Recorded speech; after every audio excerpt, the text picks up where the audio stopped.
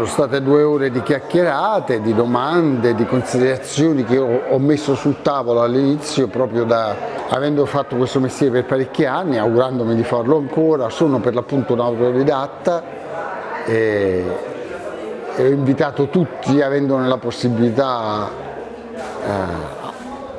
a frequentarla anche una scuola e al contempo essere anche autodidatti di se stessi. Le parole nella musica è una faccenda che riguarda la scrittura, ma riguarda anche la possibilità di interpretarle, queste parole, la possibilità di dare una centralità ancora alla parola che oggi è messa in dubbio spesso dalla predominanza delle immagini. Quindi abbiamo cercato, come dire, di fare un po' un'analisi dello stato delle cose nel modo meno pedante possibile, da parte mia spero,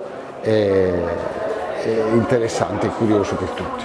Io credo che nella formazione la scuola reciti un ruolo ancora molto importante e una centralità che bisogna nuovamente arricchire perché noi domani possa essere ancora uno Stato e una nazione non di consumatori ma di cittadini, di persone che hanno anche un'idea morale nel senso più ampio della parola, della vita, e non solo un'idea industriale fatta che si svolge in termini di produzione e di consumo solamente.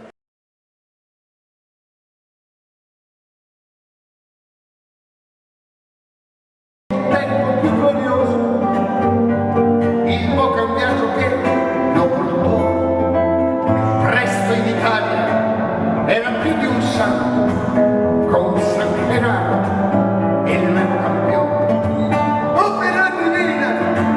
Così diceva la bella partente che ti adorava. Non temere.